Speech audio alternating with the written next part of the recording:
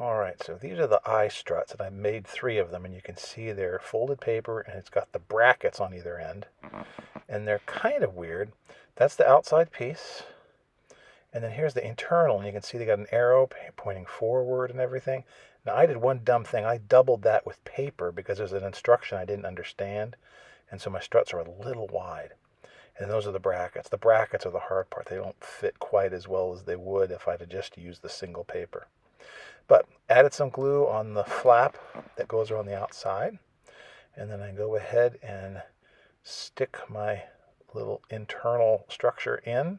The strut has little tabs on the end that'll fit into the holes on the wing. Um, then you add a little glue on the other side and just make sure it's all covered with a thin layer of glue so it'll all stick together. Um, and then you squeeze them together like we did with the tails and the ailerons and all the rest. And there you got your basic strut.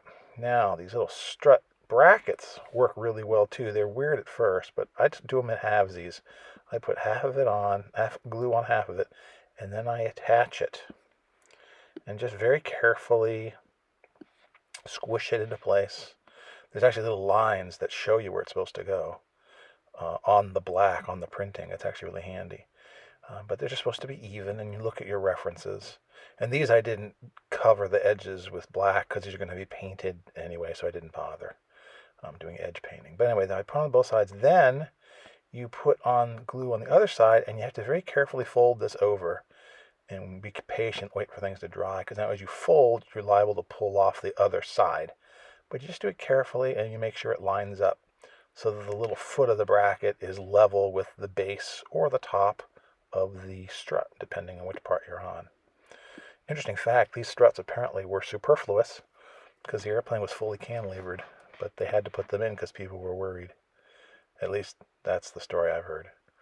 In any event, these go on okay. They fold around, but they're a little short on mine. There's the finished one. But that's my fault because, again, I don't think I should have doubled up the interior little skeleton strut. But they fit right into these little slots that I've cut. Looks really good, and they will be fine when they're painted and installed. So now, here I'm showing painting the wings, and some of this I speed up and things, but I still think it's worthwhile to show people. All the time I'm doing this, by the way, I've got this really nice reference book, the Windsock data file, and I am following the pictures. So as I go, I look up, I look around, and I make sure I'm doing something similar.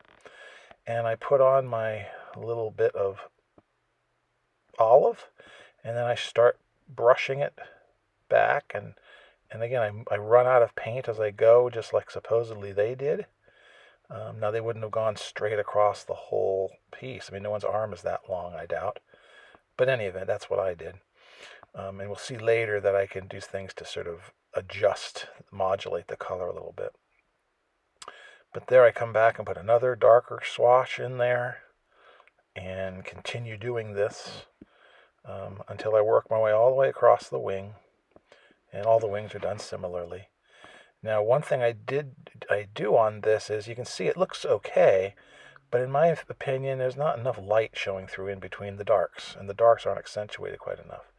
So what I end up doing is, oh, before I do that, make sure the leading edge is all covered, and so I tap that in. Now, that looks good, but what I did now is I took some isopropanol, which is what I'm thinning the paint with. You can see I can brush down and modulate the color, and I can feather the things in, and I can lighten things. This is before it's all completely dry. And so I spent maybe 5-10 minutes just playing around trying to get things to look like the pictures I saw. None of this is my imagination. I'm not doing anything spectacular. I'm really following pictures. And that's what a lower wing seems to look like. And there's the picture I was using for my angle of the stripes and also kind of what they look like. So I think that's a good facsimile. So here, just for completeness, show me going through this in quick speed. But again, there's where I'm modulating with the isopropanol, and you end up with pretty good stuff. To me, it's the best ones I've ever done in terms of trying to make this look good.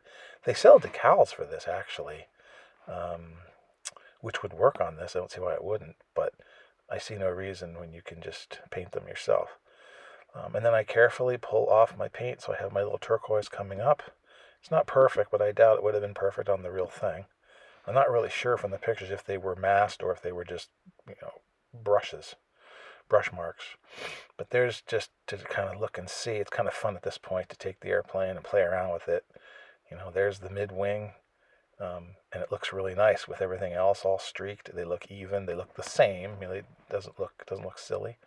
But boy, it's gonna look cool when it's done. Really can't wait to get moving.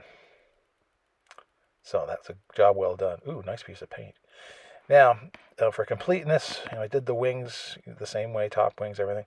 And then you can see what I've done. I've painted black, and then I masked off my crosses. So I did this, I think, in a better way. We'll find out I also messed up here accidentally because my little crosses were not pressed down hard enough on the edges. So I got a little overspray, or underspray, I guess, of the white. And you'll see it in the end picture. But the process is the same. I'm just going to have to go back and fix those a little bit today, which won't be hard to do. Anyway, this is exactly like I did with the rudder, but it's better than spraying the white field first. It's much easier just to stick down a little cross. And here I speed this up just to show you. Make sure you get the front edge done, and you just get it nice and white and opaque. And here they are, and then the fun part is peeling things off. And so the reason I'm showing this, anybody can peel off tape, but do it carefully. Don't just rip it off. This to me, a tape is beautiful stuff. It shouldn't pull up the paint, but you never know. So just be delicate. Just be careful. Do this when you have time. And just very carefully pull everything off. And you have nice sharp edges. Looks great. I just wish my crosses had turned out as sharp as my white fields did. But anyway, this was a better idea to do it this way. So my top wings did the same thing. I just showed this last one because then what we do is try to pull off the crosses, and you'll see that they worked fantastically well. Everything did just what you wanted to do. So start on the edge, just a tiny smidgen, and then pull it off again very carefully. And right about there, I lost my religion because I can see there's haze. So I'm going to have to fix those. But it won't be impossible. Worst comes to worst, I can just redo the whole thing. It's not that big of a deal.